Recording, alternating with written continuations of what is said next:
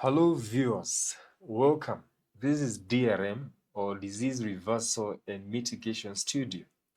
My name is Fred Mushiri. I'm a health practitioner based in Kenya. And I'm ready to present to you a topic on a health condition that could be affecting you or most of your loved ones. If you have any questions or comments or proposals, kindly let me know on the comments section.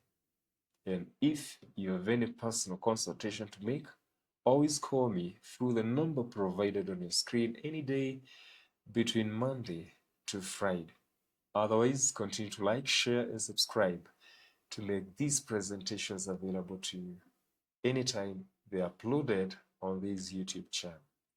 Welcome for today's topic on gastritis, part 1. A common problem affecting many Kenyan families. Now, I'll never stop to wonder why the most fortified system in the body, which has two heavily guarded gates, that's the mouth and the anus, which only open when you choose. The system which has the best and the largest immune defenses in the body, up to 90% of the body's immune system is stationed in the gut.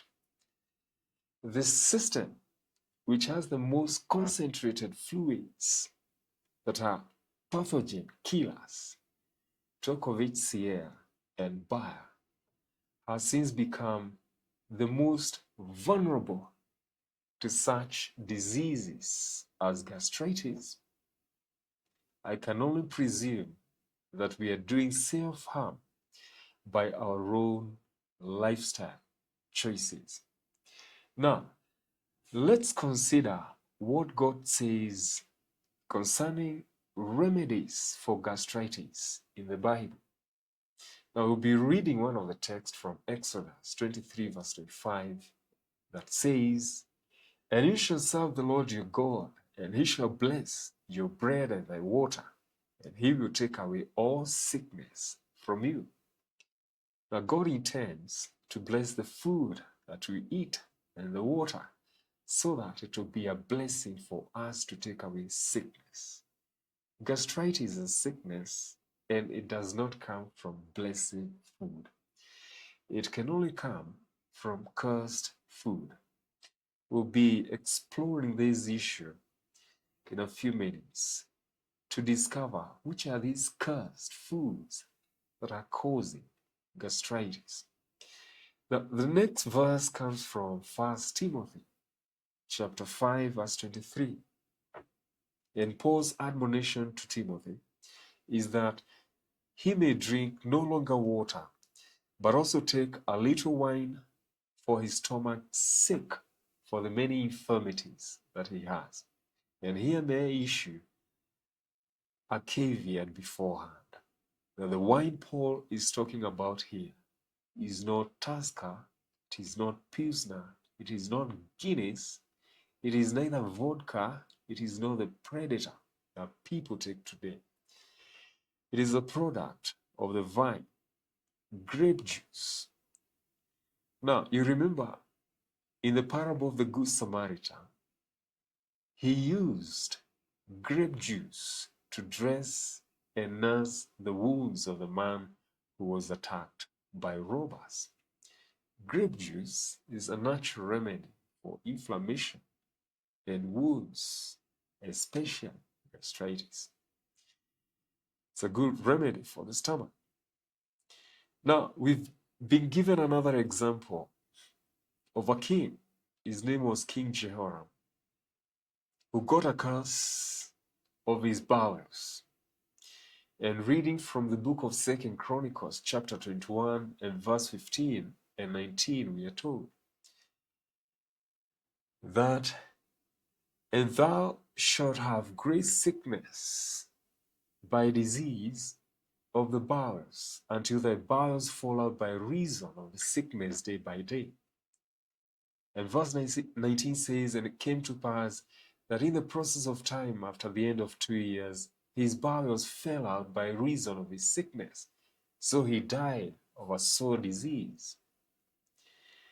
Now, King Jehoram received a curse from God and got an intestinal disease. Initially, he had gastritis.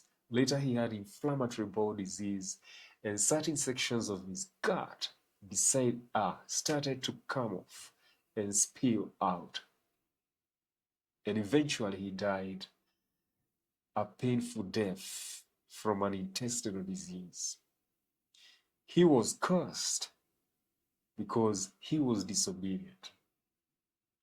Most of the conditions we have today that are affecting our health have to do with curses that come as a result of disobedience.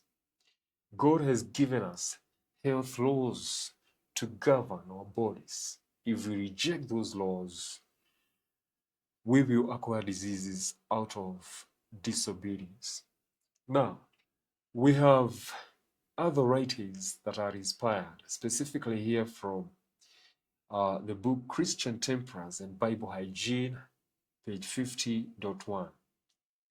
In summary, we are admonished that do not eat until you're hungry, do not snack between meals, and avoid irregular eating. Eat only when you're hungry, and after you have eaten, avoid snacking between meals, because piling up food after another will cause inflammation of the gut. In fact, we use a lot of energy when we need to digest food that is piled up. We need to have regularity in taking our meals. We are not cows. Cows are adapted to eating most of the time. Their digestive system is adapted for that. It has 4 chambers. We do not have 4 chambers. And therefore, we need to be regular in our eating schedules. We need to plan and predict when to eat, because digestion also depends on a rhythm that is governed by hormones, the immune system, and the nervous system.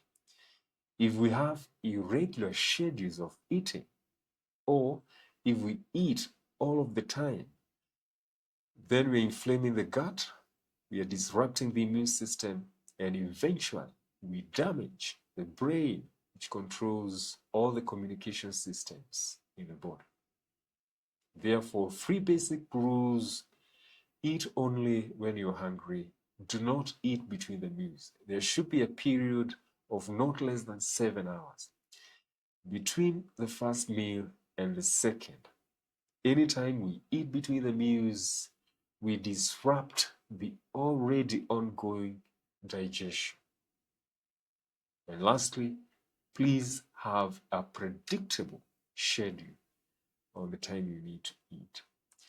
Now, in the book Sermons and Talks, Volume 1, page 214.4, we are admonished that we should not overfeed, because overfeeding inflames the stomach. The real trouble is that the digestive organs are so severely taxed. And I want you to consider, last year from January 1st to December 31st, when did you rest your stomach? It seems that the stomach is the only organ that we do not rest. We always take a rest to relax our muscles, our bodies, but we always condemn the digestive system to everlasting business of digestion. People will eat and they are going to sleep. It is important to know that for your stomach to heal, it needs rest. Now, supposing you had gastritis and you continue to eat without giving your stomach time to rest, when will your stomach repair itself? The only chance we have to cause regeneration of our digestive system is at night. And that is why the system needs to go to rest at night, so that in the morning you can have your breakfast It's called a breakfast because it is assumed you're breaking the fast of overnight. Now, you could be familiar with an endoscopic exam, such as the one described on the screen. Now, this exam is done to illustrate the findings on your stomach. And sometimes the following findings, as you can see on your screen, are always described. It's either you had acute gastritis or chronic gastritis. Now, the erosion you see on your stomach on your screen is what we call gastritis. Therefore, we define gastritis as the erosion of the protective lining of the stomach. And when this mucosal barrier gets weakened, the digestive acids and enzymes damage the stomach wall. And when the stomach wall is damaged, now the patient will present with the following symptoms. There's a burning sensation or aching or gnawing pain in the upper belly, which may radiate upwards to the chest area, and the pain can be worsened or improved after eating. So that is one of the symptoms the patient presents with.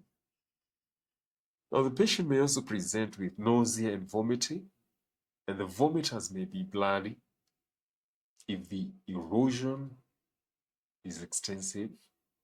They may belch or they may have hiccups. The other complaint could be a feeling of early satiety, where the patient says that anytime they start eating, they have a feeling of fullness or bloating. Some may also complain of loss of appetite. They lose the desire to eat. So those are some of the initial symptoms the patient presents with. But in cases of complicated gastritis, the patient will present with the following symptoms. They will vomit blood or material that looks like coffee grounds. You've ever seen the color of the Coke soda? So that is what we call coffee ground vomiters. They may also pass black or bloody stools, or they may have unexplained weight loss. Some say they have pain and difficulties in swallowing. Now, that is in case the stomach wall is so severely eroded, so they present with what we call the late stages of gastritis, which could be complicated. Now, it is assumed that the bacteria Helicobacter pylori causes gastritis. And here we have a very important question. Does Helicobacter pylori cause gastritis? Now, here, science presents two conflicting arguments. The first position is that this bacteria causes gastritis. So it is pathogenic. The other position, hypothesized by science, is that Helicobacter pylori has humans as the only natural host or reservoir. It is even said that this bacteria is indigenous in the digestive system of many human populations. Now remember, the relationship can only be symbiotic if the bacteria uses man as its natural host. So it is unreasonable for such microorganisms to be both symbiotic and pathogenic at the same time. And even if it were to be pathogenic. Remember, the relationship between microorganisms and their host is that party is specific. It is specific to the host microorganism. Therefore, we will never use the same treatment for two patients who present with the same infection, because their relationship with the microorganism is individualized. And therefore, we need to have varied treatments for both patients. But unfortunately, we have a standardized protocol for treatment of patients who come with this infection, and the dosage is always the same. This should not be the case. Now, let me inform you on a very important aspect of the immune system.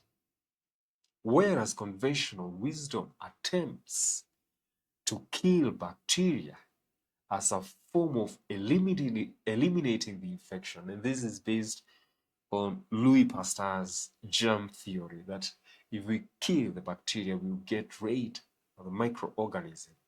Contrary to that, the immune system does not murder. It is divinely trained to do only three things. One, the immune system bars or prevents the pathogen from getting into the body. Secondly, the immune system will bind the pathogen or encircle it. And thirdly, the immune system will eliminate or cast out the pathogen. It was never educated to kill. Killing is not the work of divine nature. It is science so-called that kills and destroys and damages.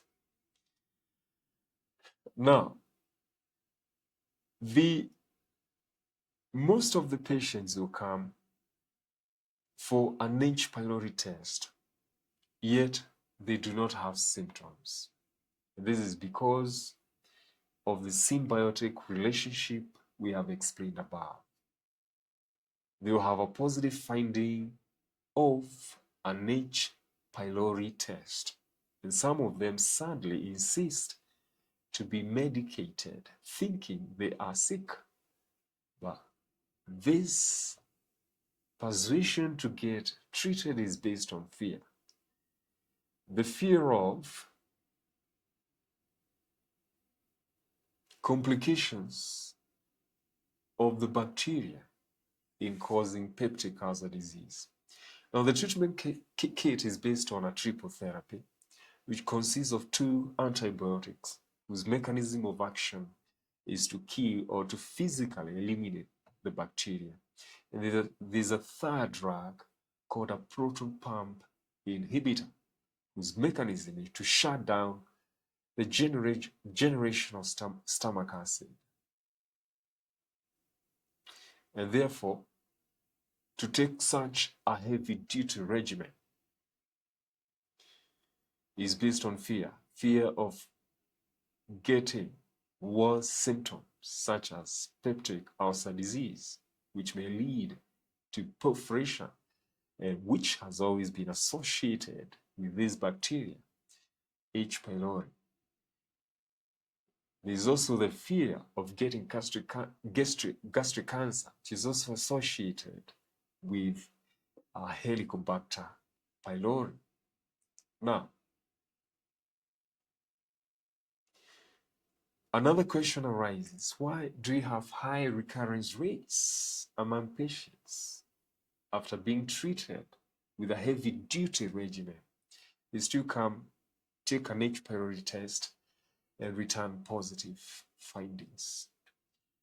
Could you be chasing the wrong target, or could you be using the wrong remedy, or could we have been instructed by the wrong physicians and educators, or are we missing to address the disease gastritis from cause to effect? Now, what is the real cause of gastritis? And at this point, science presents two conflicting positions. Now, to start with, can any bacteria withstand the high concentration of stomach acid? Now, to start with, science says that helicobacteria can withstand the severe acidic climate in the stomach. And the other question is, how does it survive the severe stomach acid? So they say that Helicobacter pylori produces an enzyme called urease, which converts urea into ammonia. And it uses the ammonia to encapsulate itself to escape the acidity in the stomach. That's how they say it survives the severe stomach acid of a pH of 1.5 to 3.5. But now I have three objections to that position. One, can Helicobacter pylori generate enough neutralizing fluid to alkalinize itself and its habitat from a very severe stomach acid of between 1.5 to 3.5, that's how concentrated stomach acid is, all the way up to a pH of 7 to 8. Can bacteria produce such enough neutralizing fluid? And to know how much fluid is needed to neutralize stomach acid, now we'll consider the combined effort of three organs whose role is to neutralize stomach acid. Now, that's the liver, which produces bile, the duodenum, that produces an alkaline gel, and the pancreas, which produces pancreatic enzymes. The total volume of neutralizing fluid produced by these three organs in one day is between 3.5 liters to 5 liters. So that is the amount of neutralizing fluid required to neutralize the acidic chain. That is the food coming from the stomach into the small intestine, because it is not allowed to enter the small intestine when it is acidic. Therefore, it requires such volumes for neutralization. Therefore, I want to imagine that for the Helicobacter pylori to be able to produce such fluid in those proportions, between 3.5 to 5 liters, then you have to wait for it until Jesus returns. It cannot, it will never generate such amounts of fluid. Now, the second objection, do we have enough urea in the stomach to be converted into ammonia to generate fluids in those proportions to be able to convert the stomach acid from 1.5 all the way up to 7? Now let's consider the stomach wall. Does it excrete such high amounts of urea to generate enough neutralizing fluid? Now, what we know about the stomach cells is that they are more absorptive than sterile. And this simply means that they do not excrete more than they absorb. And for this reason, if the stomach walls were to excrete enough urea so as to be converted to form fluid in the proportions of 3.5 liters to 5 liters to be able to neutralize stomach acid and convert it from a pH of 1.5 all the way up to 7. Then such urea would be by itself trigger gastritis even before the bacteria Helicobacter pylori triggers the gastritis. Therefore, it's illogical to say that the stomach cells can excrete that amount of urea. The adaptation is more towards absorption rather than excretion, unless a patient has chronic kidney disease, where the kidneys are unable to excrete urea. Then we have accumulation of urea to the extent the stomach can have a condition we call uremic gastritis. Now, objection number 3 is, I consider it self-defeating for science to give an anti-acid to shut down acid production in the stomach, yet such a mechanism will favor the proliferation of Helicobacter pylori, which looks for an alkaline environment in order to survive. One of the drugs in the regimen for H. pylori is a proton pump inhibitor, which alkalinizes or stops the acid production in the stomach. Remember, the bacteria is also looking for an alkaline environment.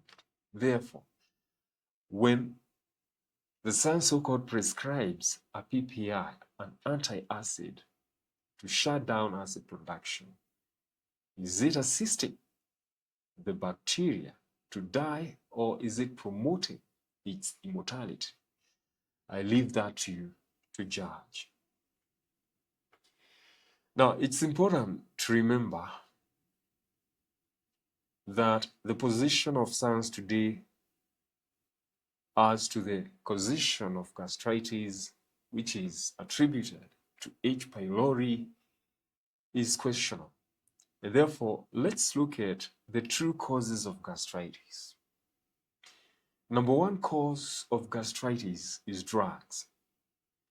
And we will go to mainstream science to get what are these drugs that are causing gastritis.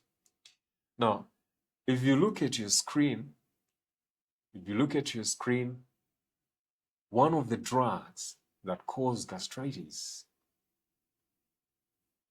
in the 4th line are the PPIs, or proton pump inhibitors. Remember, this is one of the drugs in the triple therapy that is used for treating H. pylori. So the same drug will cause gastritis. Now, the H. pylori kit has 3 drugs, and 2 of them are antibiotics, and 1 is an anti-acid. We have confirmed that antacids can cause gastritis. What about the antibiotics? We also consult the mainstream science, and you can go to your Google and ask the following question: do antibiotics cause gastritis? And the feedback you're going to get is yes, that antibiotics will cause gastritis. It therefore means that the 3 drugs used to treat H. pylori, the 3 of them cause gastritis. And this is the truth. We've actually missed the target. We've used the wrong remedies, and could this be the reason why we have so many cases of gastritis in Kenya? We will be looking at the true remedies in the next presentation. But for now, let's consider some of the causes. And one of them is drugs. Alcohol also causes gastritis. Remember, dehydration. If you do not drink enough water, it will cause inflammation because the stomach needs a lot of blood supply. And this blood will not be supplied until we take adequate water at the right times. We should not take water together with meals. Water should be scheduled either 1 hour before meals, or if you've taken your meals, you will take water 3 hours later. Now, please note also that low stomach acid causes gastritis. In fact, most people who complain of gastritis and they are saying that they have a lot of acid, you'll be surprised to realize that they have low stomach acid, and that is why they have heartburn. The valve or the sphincter above your stomach never opens when you have the required amounts of concentration of the acid in the stomach, but they do open if you have low acid. And once you have the low acid and the sphincter has opened, the gastric contents will come out. And because the esophagus is an alkaline environment, even if the gastric contents have low acid, they will still cause burning of the esophagus. And you have a heartburn or a burning sensation in the chest area. And the gastric contents can be reflux all the way up to the mouth. And if that happens, they destroy the microbiome of the esophagus and the mouth. And one of the consequences of that, you'll not be able to synthesize B12. B12 will predispose you to gastritis. We require bacteria in the mouth to synthesize, to start the first process of synthesis of B12. Any acid reflux that goes up all the way to the esophagus and mouth destroys the mouth and the esophageal microbiome. Now, the loss of that microbiome will lead to low stomach. The loss of that microbiome will also lead to gastritis because it's that microbiome that helps us to synthesize our vitamin B12.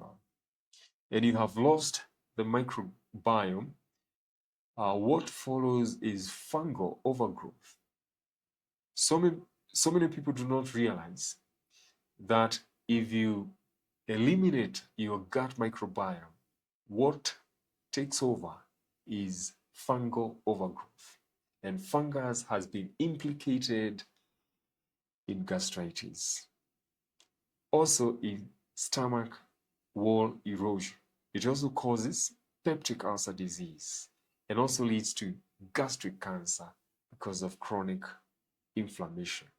We'll be discussing very important points in the next presentation about how fungus has been implicated in peptic ulcer disease and also gastric cancer. Now, chronic stress also causes gastritis. This could be stress coming from simulating stress in the body. For example, you are taking caffeine or tea, which stimulates this production of cortisol, and cortisol causes gastritis. Or you have a trauma to the head. People who have been involved in road accidents and they have trauma to the head will also generate a lot of cortisol, which stimulates the vagus nerve in the stomach, leading to gastritis. So we need to avoid stress by committing our life to God for care and by forming healthy relationships in our families and with our friends so that we can minimize stress. Now, the other cause of gastritis is gut fatigue, which is caused by overfeeding. We talked about overfeeding and we said that taking a lot of food stresses the stomach, causes inflammation. In fact, eating food damages the stomach cells. Therefore, we need to eat only enough. It's recommended that once you eat 3/4 of your stomach capacity, it's important to stop because filling your stomach to the maximum will lead to inflammation. In fact, we need to balance that equation so that you do not let in food into your stomach that does not have as much energy as will be used in digesting it and repairing the stomach cells that have been damaged in the process of digestion. We should only eat enough so that we do not harm the stomach to the extent we are losing energy instead of benefiting from the food we have eaten. Now, taking of inflammatory food also causes gastritis. And inflammatory food comprises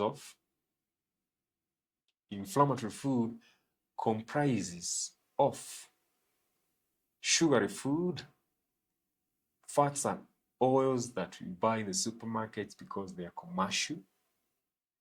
We also have inflammatory food from processed foods. And these are cast foods. They are the foods that cause gastritis. Okay. As my cameraman checks the battery for the camera, let me conclude by saying we need to chew our food mindfully. We need to concentrate. We need to think about our chewing so that we do not cause inflammation of the gut. In fact, we should maximize on converting the chewed food to paste so that it will be easily digested. Undigested particles may cause a leaky gut, and when they're introduced to the bloodstream, they will be the source of allergies, asthma, and autoimmune diseases. We also need to have regular feeding schedules. Our schedules for eating should be predictable, they should be timely, they should not be delayed. And this will improve coordination of the immune system, the nervous system, and also the endocrine system so that we can have a stable body. Remember, food does not only provide energy, it's also a language. And we need to have an order in which we have to communicate to the body. We should have an orderly way to communicate to the body with the food that we eat. Then lastly, we have deficiencies such as vitamin A deficiency, which is important for gut healing, vitamin B2, B3, B6, B9. B9 is folate, also important for gastritis and healing. Vitamin B12, B17, vitamin C, D, and E as antioxidants. They're also good for healing of the gut. Iron is important for healing of the gut. That is why people who have low hemoglobin levels cannot heal their gut quickly, especially people who are smoking. They deplete their iron levels, and therefore this will cause gastritis. Zinc copper also causes the gut to heal, the absence of which will cause gastritis. Remember, we also have to take fiber because fiber is food for bacteria, and we need those bacteria to generate a thick mucosal lining that will protect our stomach. Then proteins are also necessary for healing of the gut, especially for those who have gastritis. Please note that when you take an antacid, it inhibits the synthesis of proteins or the digestion of proteins in the stomach. And if you inhibit the digestion of proteins in the stomach by shutting down the generation of the stomach acid, this means you'll not be able to digest proteins and you will not have a quick healing of your gut. We need the proteins to heal the gastritis. In the next session, which will be gastritis part 2, we'll be discussing some of the causes such as fungus that we have not discussed, and we will also discuss the remedies that you can use to reverse gastritis in only 1 week. Thank you, viewers. Bye-bye, and God bless you.